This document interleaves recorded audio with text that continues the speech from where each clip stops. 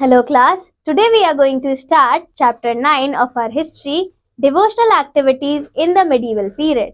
In this chapter you will learn about religious ideas and belief till 18th century AD, remarks on the prevailing religious beliefs, the Bhakti movement and its features, some Bhakti philosophers of India, the Sufi movement, Kabir and Guru Nanak.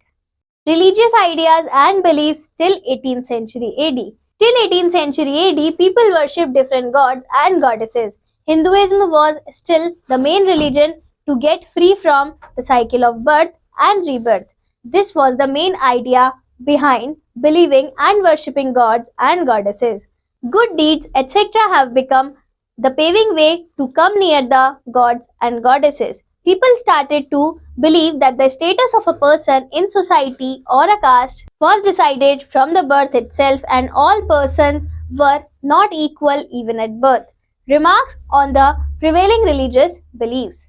New religions such as Buddhism and Jainism had already got a place among the people in the society. The new religion's teachers had already rejected the prevailing religious belief of Hinduism. The reason were the following. First, the lower caste were oppressed by the upper caste. The upliftment of lower caste and the equality among social caste could be attained only by rejection of prevalent religious beliefs and practices. Second, slaughter of animals on the ground of religious ritual done by Brahmins made general people uncomfortable. So they turned to the teaching of Buddha or Jainas, according to which it was possible to break the cycle of birth and rebirth through personal efforts. Some people were attracted to the idea of a supreme god who could free humans from such bondage if approached with the devotion or bhakti. Third, people were so disturbed with the heavy and expensive rituals of the Brahmins that they wanted to free themselves from their clutch and rejected their ideas of big expensive rituals. Also, some of them were teachers of bhakti or Sufism. Fourth, some teachings of Puranas also recommended that a low caste person might receive the grace of God if he or she is a true devotee of God or goddess. Fifth, during the medieval period, the people of India faced a number of invasions from the Arabs and the other Islamic dynasties of outside India. Even Buddhism and Jainism also faced the persecution under the Islamic rulers. These persecutions made a way for new religious beliefs and order, and cultural revolution in the name of Bhakti movement took place in both North and South India. This put a great effect on the people of India, especially Hindus. The Bhakti movement. The word Bhakti has been derived from the Sanskrit root word bhaj, which means to utter, which indirectly means to utter the emotion of love with honor. The origin of the Bhakti movement has its reasons. As the social evils prevalent among the Hindus during the Islamic rule, like polygamy, dogmatic thoughts, irrelevant rituals, and the rigid caste system, made people think about a solution and an end to this problem.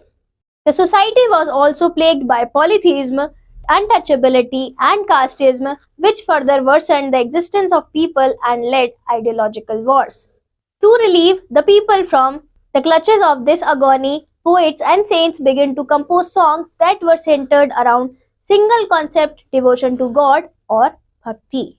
It also firmly emphasized the omnipresence of God and one should search the Almighty within self to attain the path of salvation. Do you know? Bhagavad Gita, the word means the song of God. It is an important religious text of Hinduism which was originally part of an epic Mahabharata. This text inspired the Bhakti movement. Initial phase of the Bhakti movement. The Bhakti movement in Tamil Nadu witnessed its shoots during the Sangam age and the age of Pallavas kings. During the 6th and 7th century, the Bhakti saints of Tamil Nadu spread their ideals of love toward God. They sang devotional songs and composed poems that spread the ideals of the Bhakti among the people. It also brought a sense of equality among the society as the saints from all classes and castes were included. Sufism and Sikhism also voiced the same tenets which strongly believed in the concept of meditation and devotion to realize the presence of the god. The religious saints of this period were open to the inclusion of various ideals from other religions, which was a unique trait of this movement. The deities like Shiva, Vishnu, and Durga were now worshipped through complete devotion or bhakti to them. Main features of Bhakti movement. This movement originated in the south and moved northward. It is also said to be a catalyst in the beginning or formation of Sikhism. The Bhakti movement or the Hindu revivalist movement is a medieval India movement started by Shankaracharya. The real development happened in South India between 7 to 12 AD. Through the teachings of saints mentioned as Alvars and Nayanars, and as we are aware, Sufi saints of the Muslims also emphasize devotion to Allah. The 10 main features of the Bhakti movement are as follows. First, that God is one single entity, although it has different names. Second, Bhakti or the intense love and devotion is the only way to salvation. Third, repetition of the true name of the respective god or goddess is a part of Bhakti. Self-surrender to the god or goddess. Fifth, condemnation of rituals, ceremonies, and blind faith in any religion. Sixth, rejection of idol worship by many saints. Seventh, open-mindedness about deciding religious matters. Eighth, no distinction among the different castes. Ninth, advocation of a guru for guidance was accepted necessary. 10th, preaching through a local or regional language and traveling from place to place for spreading the religious message. Hence, these are the main and defining features of the Bhakti movement. Concept of Bhakti in South India. A new kind of Bhakti evolved in South India in the 7th to 9th century AD, comprising of the emergence of new religious movements which were led by Nayanars and Alvars. Nayanars were saints devoted to Shiva and Alvars were saints devoted to Vishnu. They belonged to all castes, including the ones who were considered untouchable like the Pulayar and Panars. They were highly critical of the Buddhists and Jainas and preached the ardent love of Shiva or Vishnu as the path to salvation.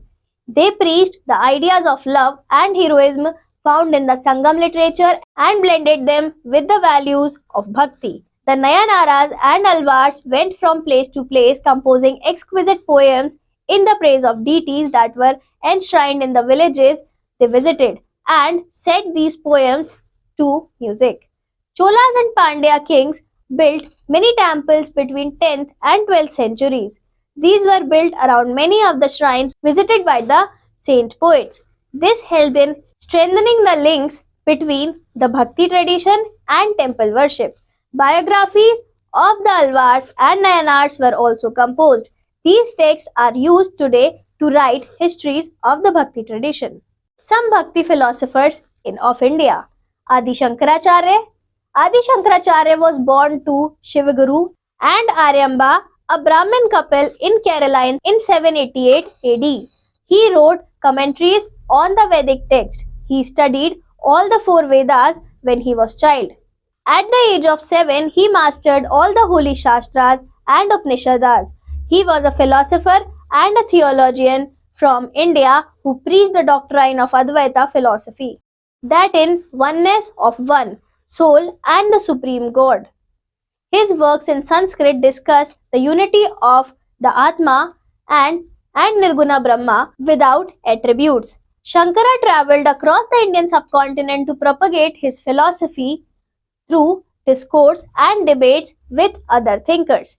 He established the importance of monastic life as sanctioned in the Upanishads and Brahma Sutra. He established mathas or monasteries at Badrinath, Dwarka, Sringeri, Puri and Kanchi. The head of the mathas are named after him, while the sannyasins who are his followers are called Dashnamis, as they are known by the 10 appellations, namely Teeth, Ashram, Vana, Aranya, Giri, Parvat, Sagai, Saraswati, Bharati and Puri. Ramanuja. Ramanuja was born in a Brahmin family in Sri Perumbudur, Tamil Nadu, India. He was the most important Bhakti saint who preached about the devotion to God.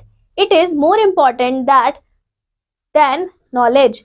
It is said that he was deeply influenced by the Alvaras. His philosophy is named as Vishishtadvaita philosophy. According to this philosophy, one's soul does not lose its identity even when it is united with Brahma. He was a strong believer in Lord Vishnu. He preached that the best means of attaining salvation was through intense devotion to Vishnu, as Lord Vishnu helps devotee to be one with him. Ramanuja was a supporter of social equality and condemned the caste-based social division and restriction. For this reason, his philosophy became popular in North India also. Basavanna. Basava was born in 1105 AD in Karnataka to the Kannada Brahmin community who is entirely devoted to Lord Shiva. He was named as Basava Nandikeshwara. Basava spent 12 years and studied at a Shaivite school for learning. Basava was married and then he has worked as an accountant in the court of the king. He initiated many social reforms and spent money for the upliftment of Shaivism. He has written many poems and he has spread it throughout the people. He has given lot of importance to the worship of Lord Shiva. This is the image of Basavana. Basavana was against social discrimination and rituals. He constructed Anubhava Mandapa mainly for discussing of spiritual matters for the people. Basava Purana was made by Palkuruki Somnatha, which tells his importance. He is also known as Lord Basaveshwara. He has narrated that our own body and soul is a temple. He has stated that the true God is one within yourself. While Basava rejected rituals, he encouraged wearing of Shivaling and Rudraksha in our body and to apply sacred ash in our body. He has also insisted the people to chant the mantra of Lord Shiva, Om Namah Shivaya, continuously. He formed committees for the welfare of the people in the field of agriculture, horticulture, tailoring, weaving, dyeing, and carpentry. He believed in the principle that work is worship. A great saint, a great scholar, and a great devotee of Lord Shiva, Basavana was a great man who had fought for the welfare of the people and was against caste discrimination. He treated all the people as alike and all the people have equal rights. Through his work, he has explained various principles which has to be followed by us. Famous Bhakti saints from Maharashtra. A large number of Bhakti saints come from Maharashtra. They were born between the 13th and the 17th centuries. They are famous in our social and cultural history.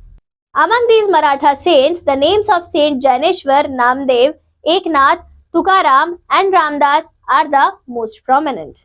Sant Janeshwar, 1275 to 1296 AD. He was one of the greatest saints of Maharashtra. He was born in 1275 AD to a Brahmin family at Apegaon near Pethan, situated on the banks of the river Godavari. He was blessed with divine knowledge and showed signs of greatness from his. This is the image of Saint Janeshwar. Childhood. He is said to have performed many miracles. He was highly learned and talented. He wrote a beautiful commentary in Marathi on Bhagavad Gita called the Janeshwari at the tender age of 15. Besides his famous work, Janeshwar also wrote Amrit Anubhava and Bhavarath Deepika in Marathi. His followers belonged to all castes as he did not believe in the caste system. He condemned rituals, ceremonies and sacrifices in religious worship. His followers are known as Varkaris. He and his followers believe in attaining the presence of God through religious songs or bhajanas and prayers. They worship Lord Vithoba, whom they believe to be the incarnation of Lord Vishnu. Sant Namdev. Sant Namdev was a follower of Sant Janeshwar. He was a tailor by caste and was 5 years older than his guru. He travelled all over Maharashtra with Sant Janeshwar Following the teachings of his guru, he believed in the equality of all men. He advised people to follow the Bhakti Marg or the path of deep devotion to God. This is the picture of Sant Namdev. He created in them a strong desire to protect their religion and have a deep love for their motherland. Like Kabir, he condemned idol worship. He carried on the work of Sant Janeshwar after the latter's death in 1296 AD. He composed songs not only in Marathi but also in Hindi and spread the message of equality within and outside Maharashtra. He travelled all over India and also went to Punjab. Some of his devotional songs are found in Granth Sahib and other religious books of the Sikhs. His songs are sung with great love and devotion not only in Maharashtra but also in other parts of the India. Sant Eknath. He lived in the 16th century AD. Sant Eknath's beliefs and teachings were similar to those of the great Maratha saints Sant Janeshwar and Namdev. He advocated social equality and preached the abolition of distinctions based on class, caste and creed. Thus he carried on the work started by Janeshwar and Namdev. He preached that one could devote oneself to God by leading a normal family life and discharging all functions of a householder. He did not believe in rituals, ceremonies and other orthodox ways of worship. He preferred to use Marathi in his religious discourse and composed songs in the language of the common people. He wrote numerous religious songs. Sant Tukaram 1608 to 1651 AD. Sant Tukaram was a contemporary of the Chhatrapati Shivaji. Although he never met the Maratha ruler Shivaji, he was greatly influenced by his ideas. Tukaram was born in Vaishya family in 1608 AD in a village near Pune. He was deeply religious even in his childhood and spent his time singing devotional songs in praise of his favorite deity, Lord Vithoba of Pandharpur. Like Janeshwar, Namdev, Eknath and other Maratha saints, he also believed in the Bhakti Marg or path of devotion to God. He often sang songs in praise of Lord Vithoba. This is the image of Sant Tukaram. He visited the temple of Lord Vithoba at Pandharpur twice a year in the months of Ashad, June, July and Kartik, October, November. Sant Tukaram sang devotional songs which he himself composed. He performed kirtans at devotional gatherings and sang his own devotional songs called Abhangas. Thousands of people flocked to listen to him. He preached them the virtues of piety, forgiveness and peace of mind. He also gave them the message of equality and brotherhood. Guru Ramdas. Guru Ramdas was also a contemporary of Chhatrapati Shivaji. He was Shivaji's chosen friend, philosopher and guide. Shivaji was influenced by the ideas of both Sant Tukaram and Guru Ramdas. His real name was Narayan, but he preferred to call himself Ramdas, meaning the servant of Ram. This is the image of Guru Ramdas. He was born devotee and was deeply religious from his childhood. He had decided to devote himself to religion and to worship of Lord Ram. He carried out a great amount of penance, tapasya at Panchavati, Nasik, a place associated with Lord Rama's life in exile.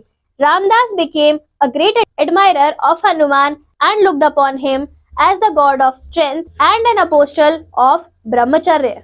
Guru Ramdas lived during the period when there was some amount of religious persecution from the Muslim sultans in the Deccan. He advised the people to be strong enough to protect their faith. He made Lord Ram and Hanuman his ideals. He built a number of temples in honor of Hanuman in Maharashtra. He preached to the people that religion is the most precious possession of man. Beliefs and practices of the Nathpanthis, Siddhas and Yogis. The Nathpanthis, Siddhas and Yogis criticized the ritual and other aspects of conventional religion and the social order. They advocated renunciation of the world. To them, the path of salvation lay in the meditation on the formless, ultimate reality and the realization of oneness with it. To achieve this, they advocated intense training of the mind and body through practices, yoga asanas, breathing exercises and meditation. Bhakti movements in North India. In 14th century AD, the Bhakti movement started to enter North India also. Some famous North Indian saints of Bhakti movements were Tulsidas, Surdas, Shankar Deva, Chaitanya Mahaprabhu, Ravidas, and Mirabai. Tulsidas. Tulsidas was one of the greatest saints of India. He was devoted to Lord Ram and his disciple Hanuman. He believed in the prevailing form of Hinduism, but he wanted to make the thoughts of Hinduism accessible to the people of all castes, including women. He composed Ramcharitmanas in Awadhi and Hanuman Chalisa. This is the image of Tulsidas. Surdas. Surdas was a devotee of Lord Krishna. He wrote books Sura Saravali and Sahitya Lahiri. This is the image of Surdas. Shankaradeva. Shankaradeva of Assam was one of the few famous Bhakti saints of North India. He was devotee of Lord Vishnu. He wrote a number of poems and plays in Assamese language. He is famous for establishing namghars used for religious discussions, recitations, collective prayer and other social functions. This is the image of Shankaradeva. Chaitanya Mahaprabhu.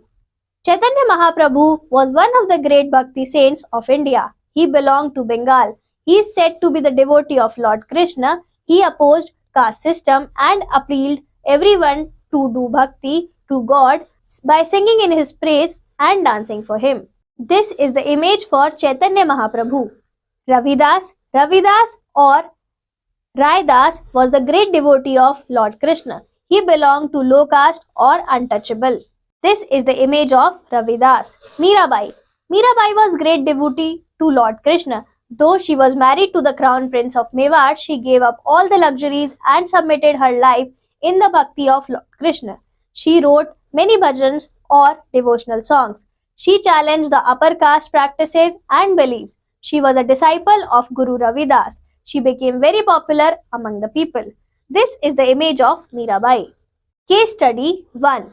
The Sufi movement, 1200 to 1500 AD. Sufism is a mystical of Islamic religion and practices in which Muslims seek a direct link to God to discover the truth of divine love. The simple ascetic lifestyle of the Sufi saints charmed the common people, and this was one of the Sufism effects. They admired their humanity and individuality. They attracted people of all creeds, caste and religions, as well as people of different educational and financial backgrounds. The Sufi movement can be described in the following way.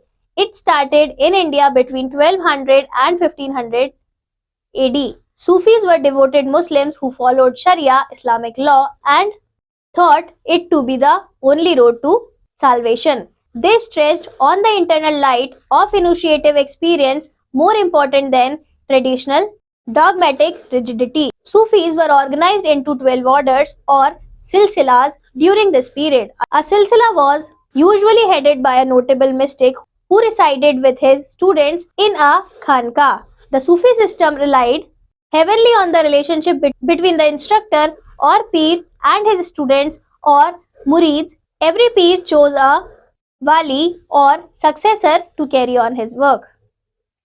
Sufis seem to have absorbed and incorporated Hindu and Buddhist rites and ceremony long before they arrived in India.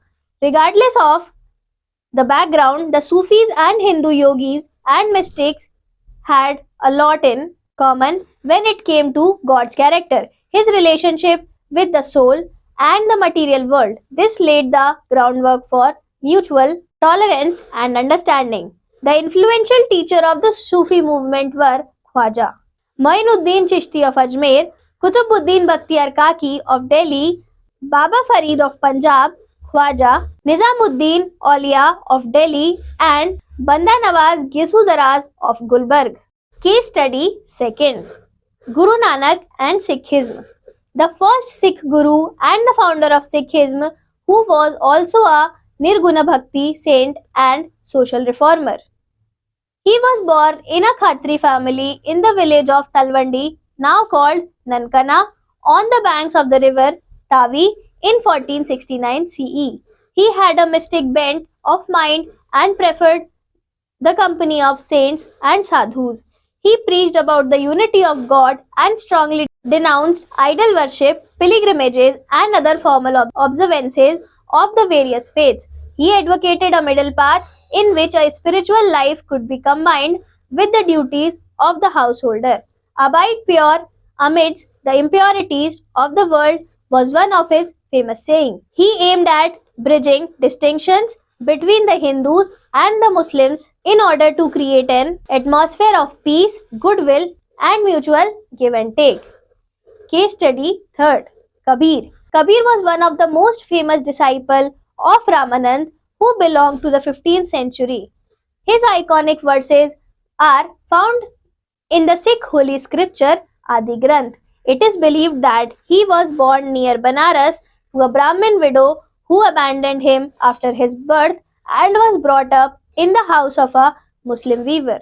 He possessed an inquiring mind and while in Banaras and learned much about Hinduism. He became familiar with Islamic teachings and Ramananda initiated him into the higher knowledge of Hindu and Muslim religious and philosophical ideas.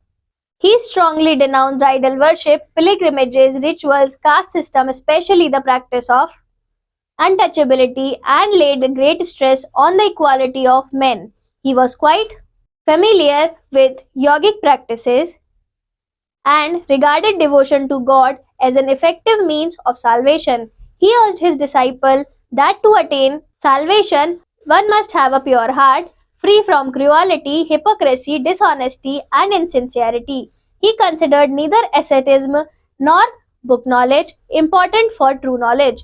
He also did not consider it necessary to abandon the life of a householder for the sake of sanity life. Kabir's object was to reconcile the Hindus and Muslims and establish harmony between the two sects. He emphasized the essential oneness of all religions by describing Hindus and Muslims as part of the same clay. To him, Rama and Allah, temple and mosques were the same. Kabir is regarded as the greatest mystical saint and his followers are called Kabir Panthis.